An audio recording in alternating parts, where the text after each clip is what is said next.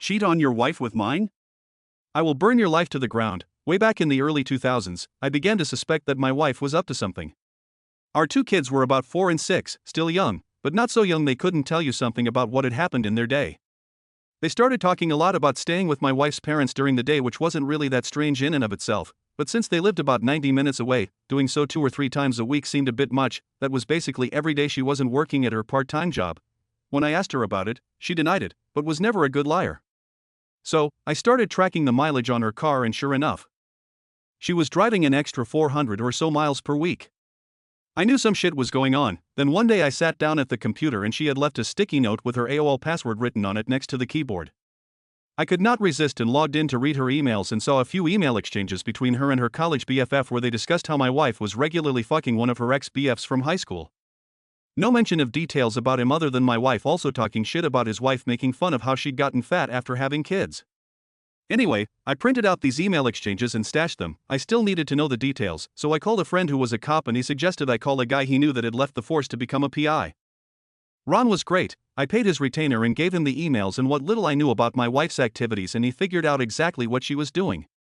His report detailed with photos and times/dates/locations all about how she would take the kids to her parents, then go meet this guy for lunch, then they'd go to a dumpy motel for a few hours, after which she'd pick up the kids and return home. At this point, I hired a divorce lawyer. My parents cheated on each other and the fallout absolutely fucked mine and my siblings' childhood. It was something that was totally unacceptable. I also asked Ron to find out what he could about this guy. Ron absolutely came through. I learned his name, Bob, that he was married and had 3 kids. I also found out that he worked as a VP of sales for his father-in-law's business. At this point, I had my lawyer draw up the divorce papers.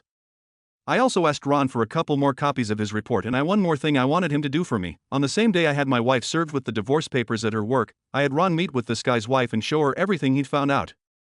She seemed nice and I figured that she deserved to know what her dear hubby was up to. What she did with that information was up to her. While the information about my wife's infidelity didn't really matter in my divorce proceedings, Bob's wife did a real number on him. According to the publicly available court documents from the divorce and other related proceedings, she cleaned out their joint account, took the kids and left. As soon as her dad found out what he'd done, Bob was fired, and since her parents actually owned the house where Bob and his wife lived, he also got evicted. Their divorce was ugly. Lots of fighting in, and evidently out of, court. I guess Bob went to the house and started arguing with his wife, and it escalated to the point that her brother stepped in and Bob got his nose broken. There were restraining orders, a few more incidents with police reports, criminal charges, jail time, and so on. I can't find Bob on the internet anywhere these days. Last I heard, he'd left the state and his ex-wife did okay. She went to work at her dad's company and took over after he retired.